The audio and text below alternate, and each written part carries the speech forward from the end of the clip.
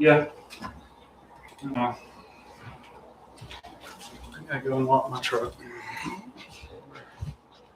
You gotta go too. Good luck, y'all.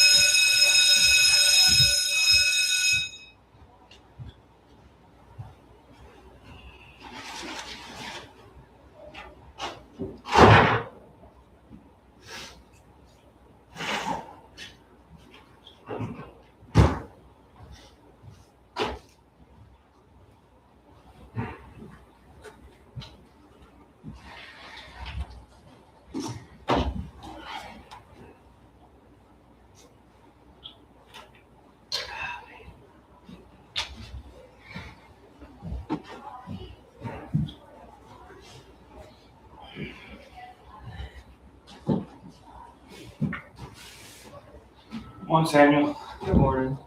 I kind of got a headache this morning. Yeah.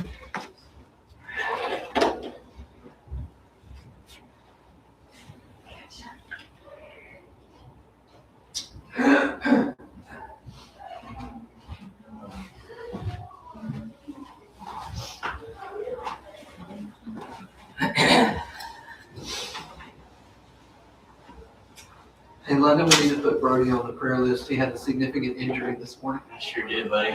What'd you injure? Well, you know how I like toothpicks, right? Yeah, I do. Well, you know, I have clean carpet in my room. Uh-huh. And like at night, I use them and I put them on my thing, and so I'll like dispose them next morning. But this particular one fell on my carpet, so it blended in. It's like a cigarette. Like you can't even know. And it was like stuck up. I went to my dresser to put my clothes on.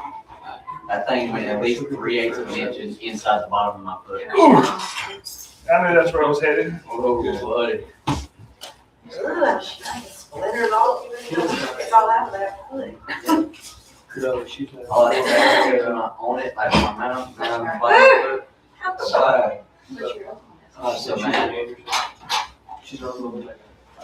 I did that when I was little, but I did like a thumbtack. Man, I gotta use the restroom now. I have always cinnamon rolls. Oh! Wish I'd known that.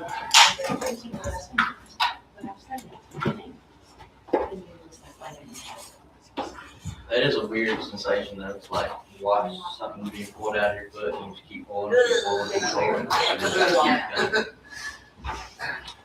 Yeah, the time I was a kid, I stepped on the nail.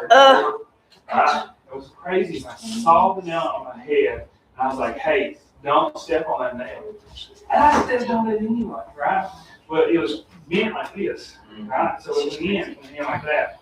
Came out top of my foot. I was like, I guess I was like 5 years old. I couldn't get the nail out. I had to walk all the way home with that nail stuck in my foot, right? And it got to my head so much that when I got home, I just started puking everywhere. And it wasn't because I was in pain. It was You get hammered. the thought of the nail being in my foot that I couldn't get out. Like, I mean, I know, you know, I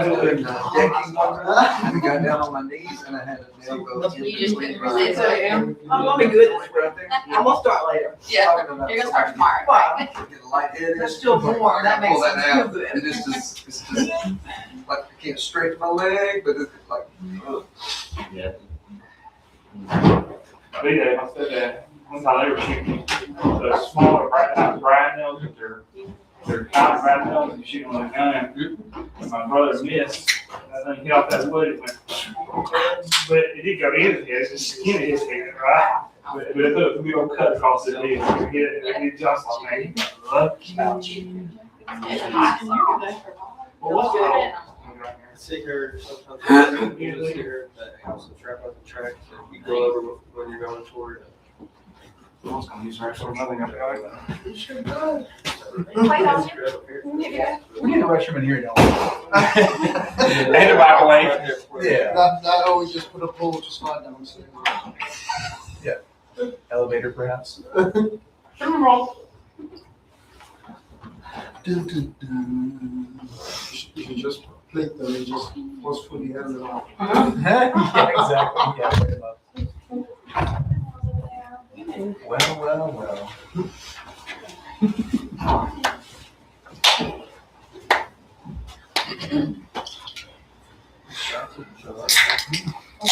Some minutes after. I usually wait about 5 minutes after it gets started, get people some time to get in. It's about 5 after. Prayer requests. Anybody want to pray for this morning? Josh Tubbs is getting better. I forgot about you. He's been through a round and it's been successful so far. There's still more to do, but it's responded. He's responded well to it, so it's working. So it looks like it's on the good side of things. That's good. We've been praying for Fowler, Mark Fowler, isn't that right?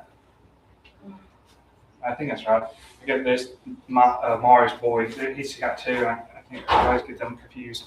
But he had cancer. I think it was stage 4, if I remember right. But he went back and they did tests on him, and they can't find no signs of cancer right now.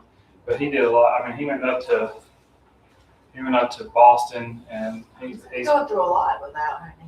he's been fighting it a long time, and His name's on the list since we've been here. yes, he's been fighting it for a long time, and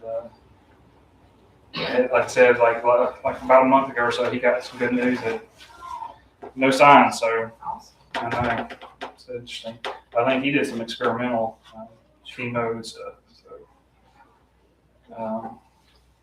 that's good. I mean, it could be good for all of us. I mean, But anyway, that's kind of neat. There's some. Also heard too. The Fowlers also have a grandson that's in real bad shape. I believe he's diabetic, if I remember right. But he's been in and out of the hospital and rehab and different things. And now I don't know if they want everybody to know this, so keep this between us, but they're keeping him. His name's Hunter, and so they're going to take care of him for a little while. I don't know how long, but they need our prayers. And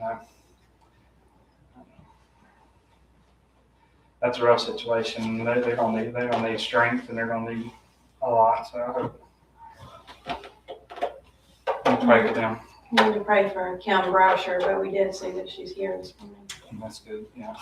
Yeah. Kim, from my understanding, she's been dealing with those issues for a long time, and has been coming to church and trying to deal with those and have a big, strong spirit about herself. And it's really been struggling. She's been struggling. So she definitely needs our prayers too.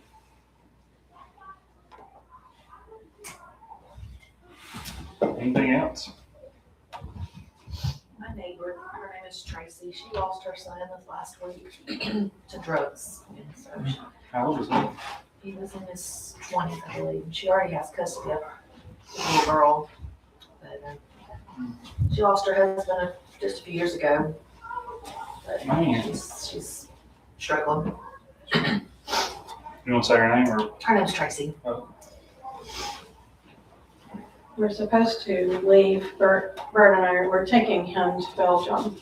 We're taking him to Belgium. Yeah. We're taking him to the airport tomorrow in Atlanta. And then we're supposed to go on vacation for a week.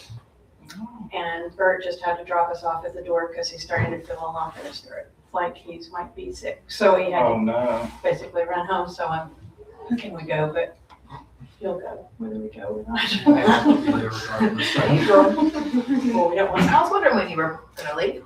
Yeah, we'll pray for you. We hope that you learn a lot and grow and mature and How long you're do visiting? a lot. May 13th is when I come back. It's a long time. nights. Yeah. Get some waffles. See if they're really different. Yeah. There was something else I was going to pray for, but I don't remember what I said.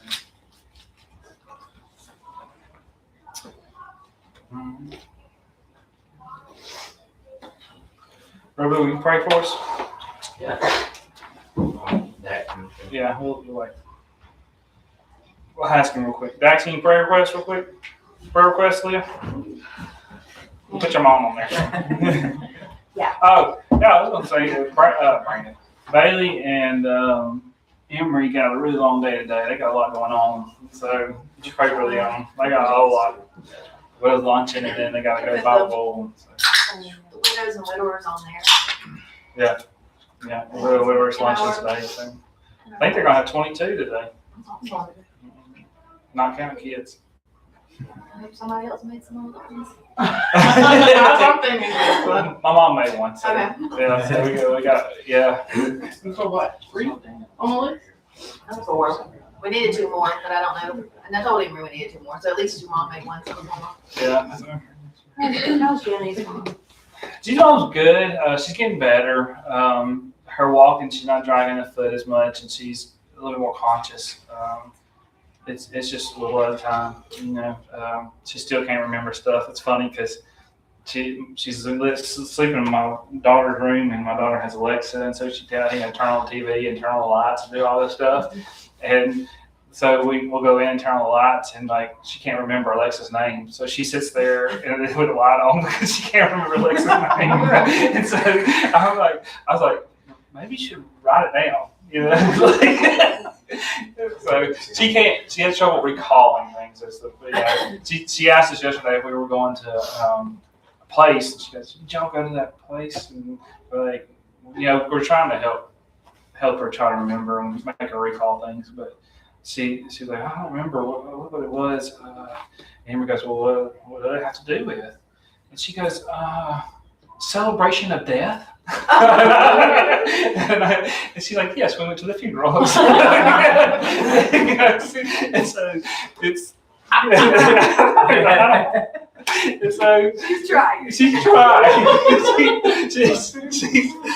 But that's all. She's getting better. Caden has to have pretty large amount of dental work done, which for him is under anesthesia at Children's Hospital. So that's on our minds right now. But What is that? within the next couple months, they're gonna do it. With his genetic condition, they just don't produce enamel and stuff, and so he's just got like so many things in his mouth. What are they gonna do long term? Like I mean, these are his So, baby teeth, yeah, right? So Yeah, but if they get to the point of Yeah, that's like an infection, it can cause myocarditis for him. yeah, but like when he gets older, like Hopefully, his adult teeth will be better. Is what I'm saying. okay. But for Sparrow right now, they might pull a couple, crown a lot, Hmm. do some drilling, like a lot of things. It's a lot, and he's got a lot of anxiety about doctors. So do we. So just all of us. All right. Alright, good. Yeah, go, brother. Let's pray. Dear Father in heaven, I just want to thank you for this day and thank you for waking us up again. And thankful that we can be together as your family and to share our thoughts and things we're going through together and be able to have this avenue of prayer together. Father, I just want to ask that you be with all those mentioned here in this room. And Father, I pray that you be with them in the way that only you know how to be with them and to help them on their journeys, their sicknesses, and whatever they're dealing with, Father. And Father, we just want to thank you for your Son and what he means to us and that his blood is all sufficient for us. Father, I just pray that we can go throughout the rest of this day just focused on you and what you want for our lives and help us to always seek you first, Lord. In Jesus' name I pray, amen. Mm-hmm. All right, so remember the classes that are coming up, March. We got some new teachers coming in. I think I got one more Sunday. Is that right? Yeah. Thank goodness. You'll get a better teacher. I've enjoyed it, but it's been a busy month for me. So this morning I didn't really study for this class until this morning. I woke up at 5 this morning and tried to prepare. So it's probably may or may not be good. I'm excited about this class more than the other ones. So we've been doing viral videos and kind of going through some videos. I don't really have an idea what I'm going to do next week, and that's kind of how it goes. Me and Alan kind of get together and put our brains together, come up with some different videos. And first video was the Sparkle Creed, which was supposed to be more lighthearted and fun, to kind of get you into the idea of what we were doing. And then last week we got a little bit more in depth with Vipers and Diapers, right? Which was interesting, and we had some talk. This was kind of more dear to my heart because I love politics and You I'm not do? the, huh? You do? I do. I am a politics junkie, and it is horrible for me. Ugh. It is. Y'all pray for me because that's probably advice that I should not have. You got like Fox News on all the time? All the time. It is on a lot, but I do mostly talk like podcasts and things like that. I'm not so much Fox News anymore. I did that earlier on in my life. You've recovered since then. Yeah, I've recovered. The only Fox News I listened to now was Greg Gutfeld. I love Greg. But anyway, so this is, huh? I said, I know nothing. I hate Well, it's the one indulgence I probably shouldn't do, and I struggle with it because I anyway. I probably do more politics than I do God, and that's a shame. But this week, our viral video is kind of interesting. We're going to watch 2 videos this week. These 2 videos, one is from a Democrat and one is from a Republican. Okay, and so I'm trying to be politically correct or whatever you want to say. Right? I try to keep my views to myself as much as I can because I don't ever want to turn anybody away from God because of my political views. And so I struggle with that, and that's something that I work on every day. Because ultimately God's kingdom is more important than any kingdom on this earth. So. the viral video. So there's two guys. This is what's crazy about these two. There's two Texans. Okay, they're both from Texas. And everything bigger in Texas, right? I used to have a friend that's from Texas, and I heard that all the time. It drives me crazy. One guy's name is James Tallarico. James Tallarico is new to the political scene.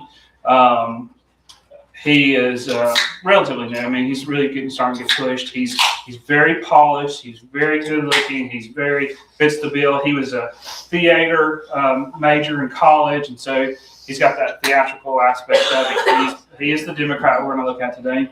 He grew up in the Baptist church, but now is an Episcopalian, I believe. But he's from Texas. He's in the House in Texas, and they're really pushing him. I expect that y'all will see him become more popular in the next few years. He'll probably make a run for the presidency.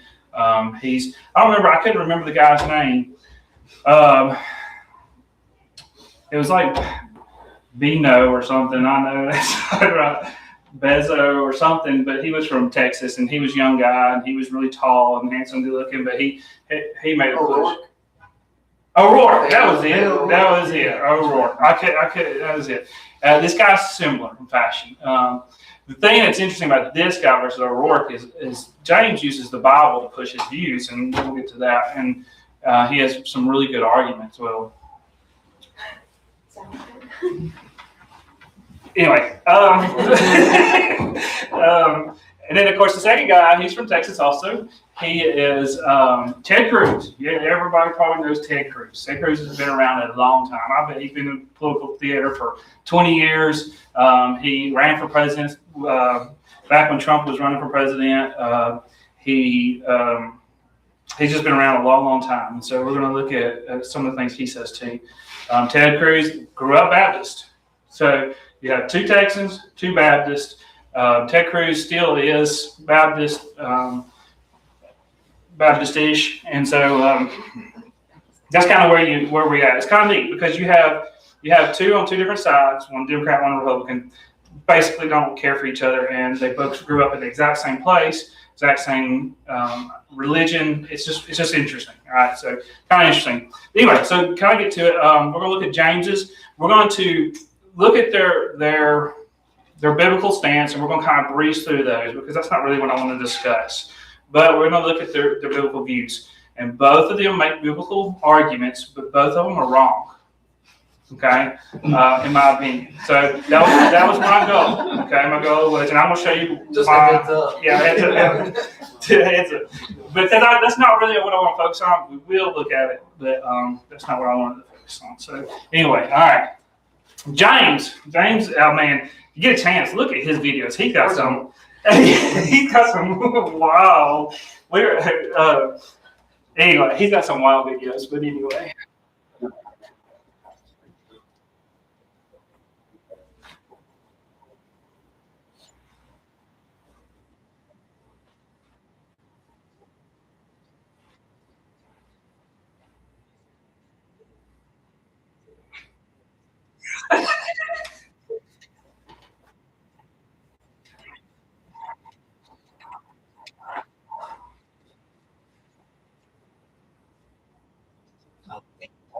Makes sense.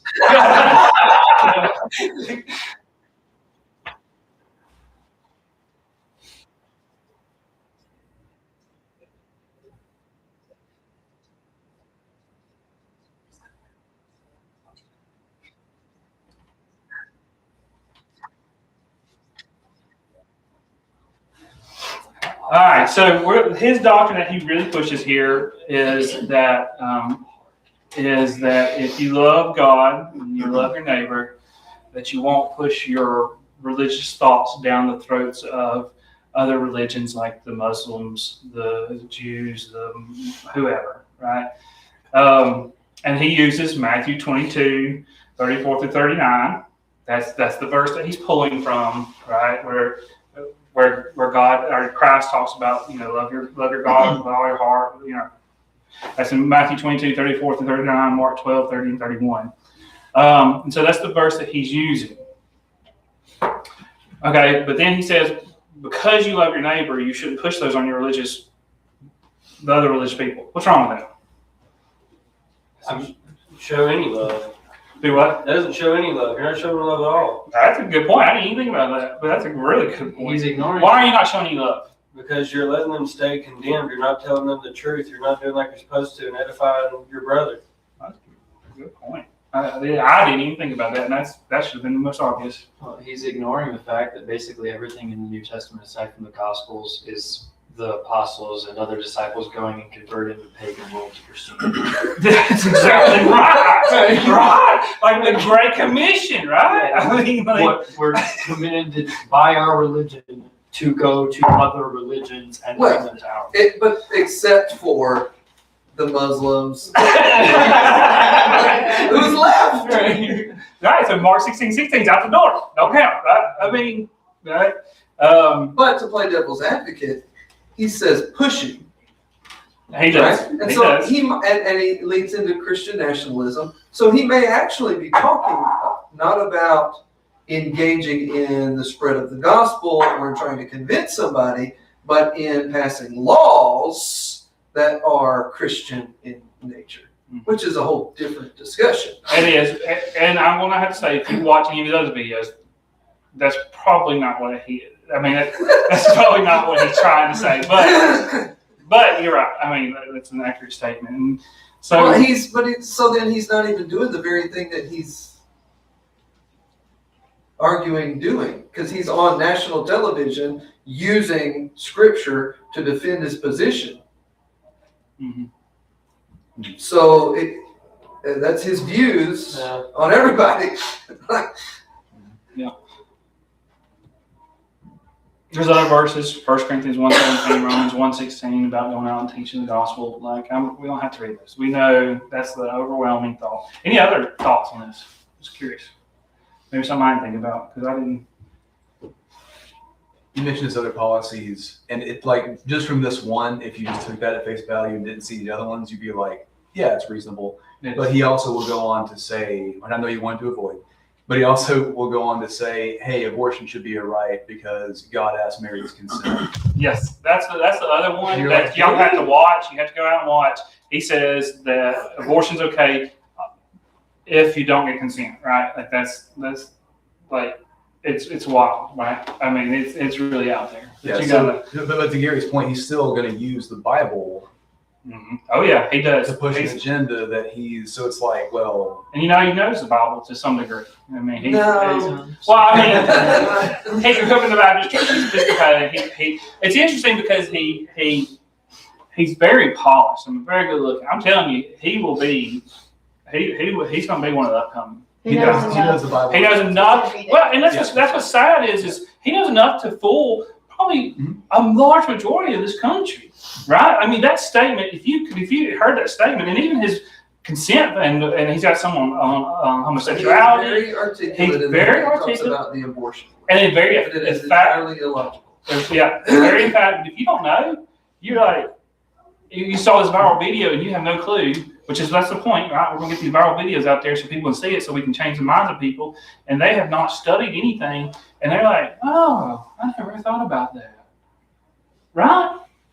I mean, I think it goes back to what I said last week. Even people sitting in the pool, they sit in the pews of churches who've never read. They just go off whoever's in the front's telling them. It's the same thing. If you don't have any biblical foundation, you can believe anything because you think, oh, it's the Bible. They know what we're talking about. and everybody knows the right, love your God with all your heart and to love your neighbor. Everybody knows those verses. I mean, regardless if you had any connection with Christianity. But it's two-pronged as well, because it's like, on the one hand, it's set up so that they just listen to, they don't have a faith of their own, they're just listening to whoever's in the pulpit. But then we've also touted that politics shouldn't be in the pulpit, and that these things, like abortion, these are political issues, and so they also don't get talked about in the pulpit. Yeah. So, yeah, and he kind of talks about that at the very end. We'll go back to that. I don't want to skip ahead, but we'll go back to that. I just wanted to look at the overall idea first. I was just going to add, it's pretty much mostly to Gary's point, but I might be missing whatever context. The view, that's the But even if he's using that text, just taking that position, he's completely out of context. Oh, yeah. He doesn't know what he's talking about. But it's probably the thing of, should you go out and present the gospel? Yes. Should you force it down somebody's throat? No. So it's probably more a question of where he was coming from when he said that. Like it's been mentioned, should you make laws that force people into that? No, you should not. Because I think for a lot of people who might be atheist, Muslim, or whatever, whenever they start seeing a growth in Christianity, that's what they start to think. Like Christianity is going to take over the country. We're going to start having all these laws and stuff. I think that's where thought tends to go when that starts to happen. I agree. I think what scares me the most is you see, let me see if I can articulate this right. So you see this idea that most people could grab onto, right? Like you love your God and love your neighbor. So I get this idea, you know, kind of about that. So man, I've already lost my train of thought how to articulate this, but it's similar to statements like he's just trying to get your thought pattern to think almost negatively of Christians, right? If you think negatively of them and their thoughts and their views, well, oh yeah, they're the Christians that don't like Muslims and they're always pushing their Christianity down my throat. And so there's this undertone too of that going on. It's similar. We've had this been going on in Christianity for years. Don't judge people, right? Don't judge people. And so there's this undertone that you evil Christians judge people all the time, right? You're judgmental. You're hypocrites. You're right. And so there's this undertone. Yeah, right. I mean, but you have this.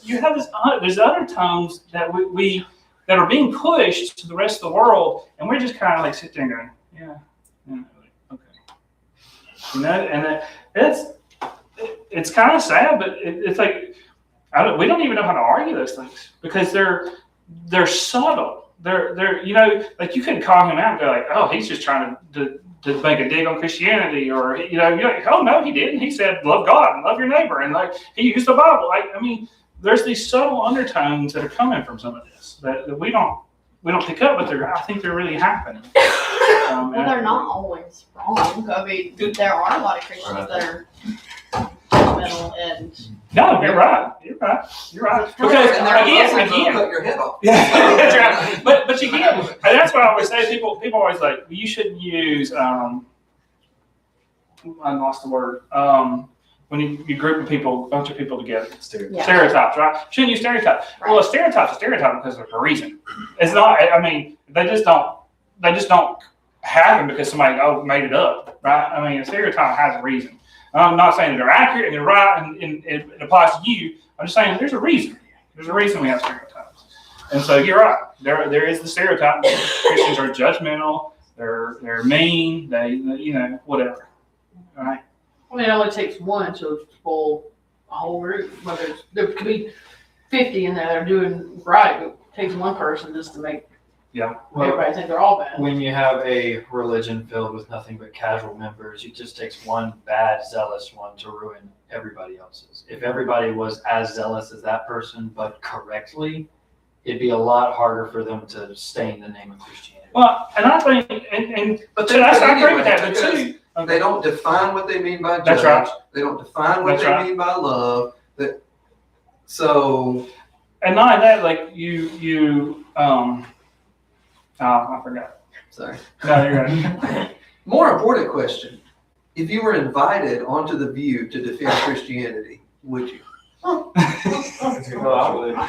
embarrass them. Nobody's watching but cares. Nothing but deaf ears. I know. There's a lot wrong with this. A whole lot, and he's very good. He's good, especially if you're on the other side. If you're on that side. All right, second one. Oh, yeah, just keep going. There you go.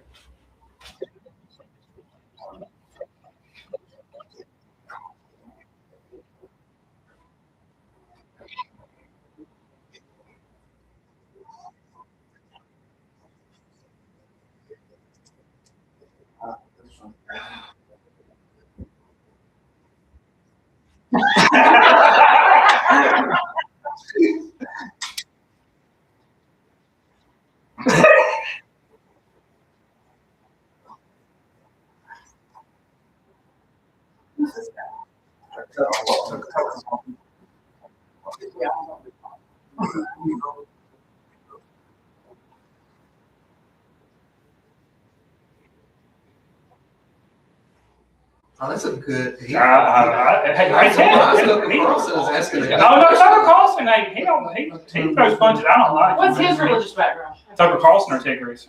Tucker Carlson. He was Christian at some point. Yeah, it probably Christian to some kind. Yeah. I mean, because he obviously knew something to ask. I would think Catholic if I had to guess, but He was clearly. I think he's trying to. look it up. Yeah, somebody Google it. I don't know. He's a 1%. He's 1%. All right, so he didn't really give a verse, and I don't know if there is an actual verse for that. Is there? What is the verse? Do you know? Well, he's talking about Abraham. I think he's referring to when it. Yeah, well, like but- the seed of Abraham. Well, in Genesis 12, 1 through 3, we have the blessing, and That's to Abraham. not- that's Abraham. Mm-hmm. But then there's also, I think it's in Numbers 24, some versions say those who bless you and those who curse you, and some say those who bless Israel. Yeah, there It were depends on what version some you statements use. about heading into the promised land. Yeah. So the So- gist is coming from Genesis 12 with Abraham and his blessing, right? And the blessing is, in Genesis 12, is that God will give him a land, that God will make him a great nation, and that all people will be blessed through him, right? And all of those have been fulfilled. And we could go through and look at them. I mean, if you talk about making a great nation in Genesis 16:3, he talks about how he made Israel a great nation, Exodus 11, Deuteronomy 1 and 9, Deuteronomy 10, Deuteronomy 26, Hebrews 11.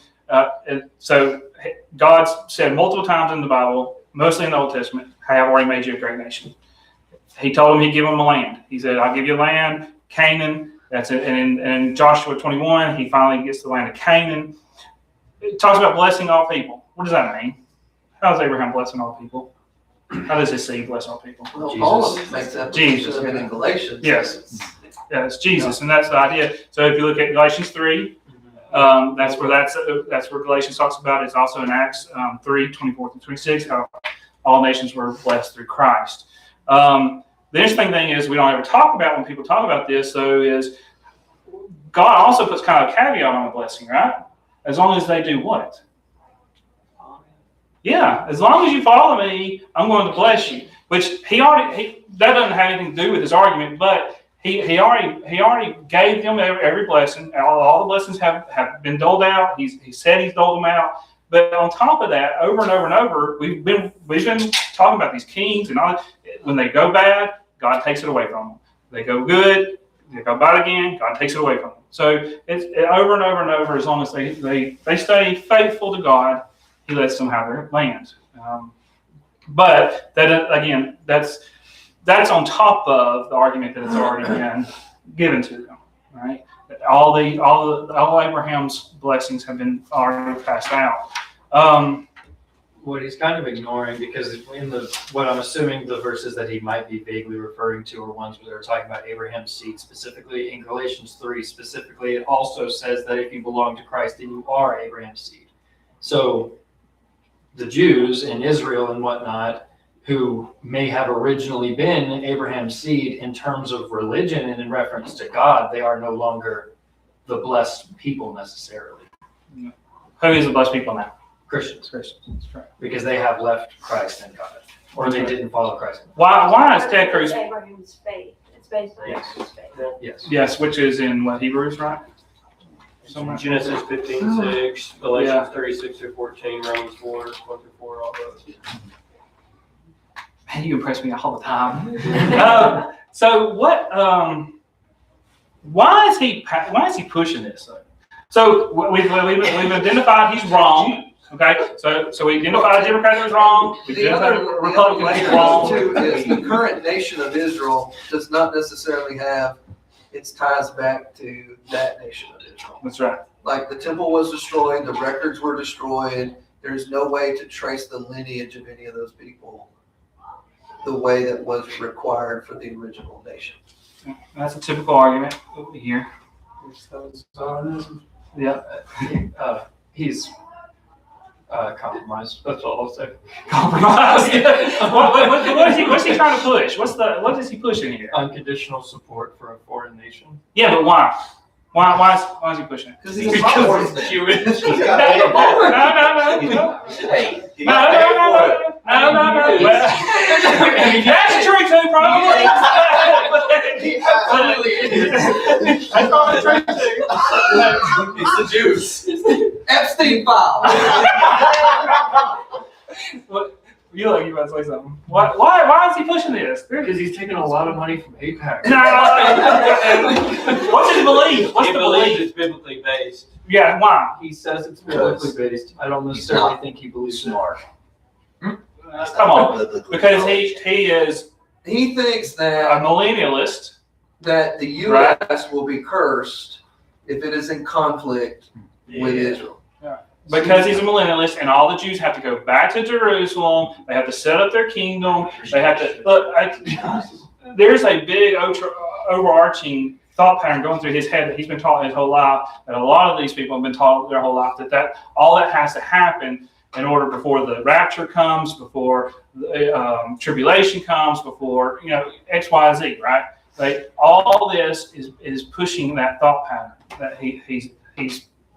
Which is interesting because we show that the stone that laid first, foundation, is crumbled, and so the idea doesn't even make sense, right? I mean, if your foundation is has a fault in it, then the whole idea is fault. All right, so that's the overwhelming majority of the conversation. How much time do I got? Episcopalian, by the way. I figured it was critical of the Episcopal Church or Anglican Church, but it's not formally left. So who knows exactly what he So what I want Different. how much time do I got? I ain't got no time. Hold on. All right, so what I wanted to pay most attention to is the last part of his argument. Okay.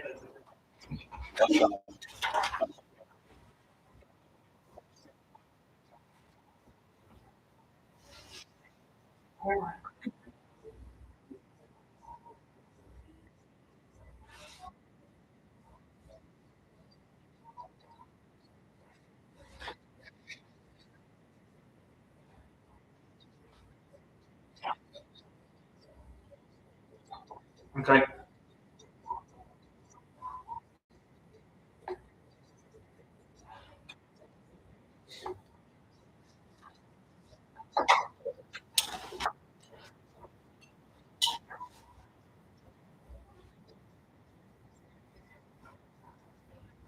All right.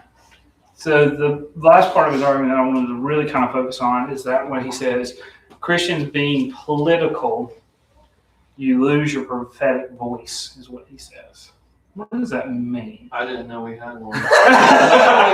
So what do you think he's saying? I mean, like talking about the Spirit, or No, I don't think maybe, but I don't think I don't think that's what he's getting to. So is he saying that Christianity being weaponized by an ultimate force who can make and execute laws is not what Jesus intended? So yes, I think that's what he's saying. He's also saying that the failing to act as a spiritual guide who calls people back to God. So that's the point that Christians should be doing, is what he's saying. Christians should be more worried about their spiritual and the spiritual people versus making politics and making laws.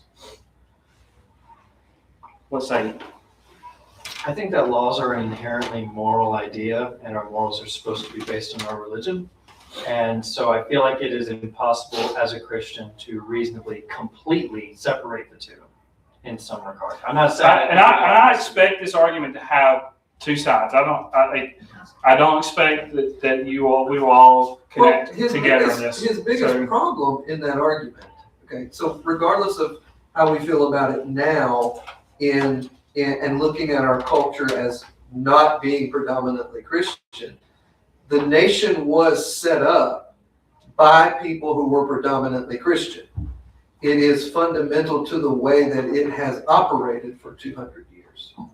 So if you follow the argument all the way through, we are talking about dismantling and establishing a purely secular government. I mean, that's what we're talking about. That's the end result. Which historically, those empires last the shortest amount of time if the people don't have a belief system of some kind they agree on. I think it depends on what flavor of hypocrites you'd like. So, I mean, when you boil it down, let's say you want the free and open society, and so you might use, hey, which I said this, God gives people the opportunity to choose, and they can choose what they want. So I need to create an environment where people get to choose that has its pitfalls. But that's one flavor of hypocrite. The other flavor of hypocrite is, well, I want to convert everybody because I think this is the right way to live. So I'm going to outlaw every other religion and force it down people's throats. And that's your other flavor of hypocrite. So, like which extreme would you like to indulge? There is an argument to be made for, like, we should kind of just let that play out and just, regardless of which way it is, we should be consistent in our Christianity. And I don't know. I think as younger people, millennials and Gen Zs, I think that is more accepted and more kind of the thought pattern. I think for us Gen Xers and boomers, we were Christian nationalists. I mean, he talks about and so it's really the older people have a little bit harder time with that thought pattern, and it's harder for us to deal with that because the way we were taught and the way we were brought up, and it's just a little harder for us, right? I struggle to agree because I don't think it was Gen Z and millennials that got our country where it is. It's the Jews. I'm not saying that's where. No. You misunderstood me. A lot of, hilariously enough, a lot of Gen X and boomers and whatnot are actually a lot more ideologically liberal than you would think they would be because they have such a live and let live mentality. And Gen Z has actually been statistically swinging a little bit further into a direction that is not as much live and let live as some of the older that was not my point. My point was the thought pattern of how you get there, right? Like that's my point is the thought pattern, like what Gary was saying, like I think the newer generations are more thoughtful in those areas and don't accept the status quos and are starting to think outside the box. Are they maybe moving back towards that? Yeah, maybe. But that's my point. It's not necessarily like because they are also opposed to power. Yes. Yeah. Well, I mean, it's just a different mentality of how you look at the world in general. That's my thought. Newer generation was fine with power. Yeah, authority, right? I mean, we accept authority, and and I think the younger generations they struggle, but. Well, this discussion came up a whole lot when I did that class on church history, because this is something that the church has debated ever since it came into existence, especially in its interaction with the Roman Empire.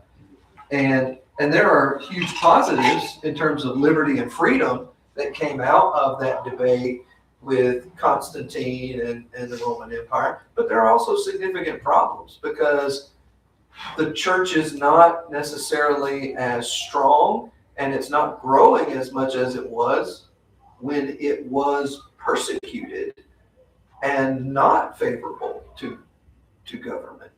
And so it may very well be that if we have a Christian nationalist mindset and we may be fighting against the very thing that could end up being a spur. But you don't have to, right? You don't have to, though. Just because it could happen doesn't mean it is going to happen, right? Sure, but that's the argument for sort of stepping back from it and just sort of being, okay, regardless of what happens, here's where we're supposed to be focused. I think, regardless of what nation we're in, here's what we're supposed to do. And I think what I struggle with is the way the nation is set up. I have, as a member of the nation itself, right? I have a right to vote. I have a right to participate. I have a right to do all those things, right? And why can I not push my agenda, Christian agenda, when others are able to push their agenda and what they want? Why do I have to step back and go, no, right? And that opens a whole other can of worms and is a big conversation, but that's where I struggle is it can go too far, yes, it can. But doesn't mean it has to. No. Like, has it? Yes, it has. Like, you see what I'm saying? But it doesn't mean that it's gonna be that way. There's no verse that says be a pushover.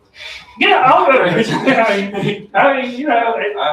I go back and forth with it. Like, I could go more so with, like, in today's world, but like in the church, like you're talking about, like Council of Nicaea 2 with Irene and, you know, the iconoclast and all that. I don't agree with. Sure, yeah. They got way out of control. Yeah. Well, you know, I lean toward the libertarians kind of freedom idea because God doesn't force anybody. But then on the other hand, there are certain people who are going to have power that will force things on Christians that we don't, because we've seen some of that. So it's not like you just want to hand that over either. So I don't think we should mandate Christianity, but I also don't think that we should just be completely uninvolved. Yeah, but another thing I think I have a problem too is that I think I'm more of the libertarian idea that he's pushing is it's not the job of the government to push Christian ideas. It's our job. The problem with saying that was taking that stance is that us that say that aren't really going out there and pushing Christianity and aren't really pushing that idea and not pushing. We're not doing that. We say it, but we don't do it. But your laws do have to be based on something. Yes. So what is the alternative? Yes. And that's a whole other conversation. Anyway, I enjoyed this class. But You'll have to do it again when Bert's here. I know, right? So what do you got now this class?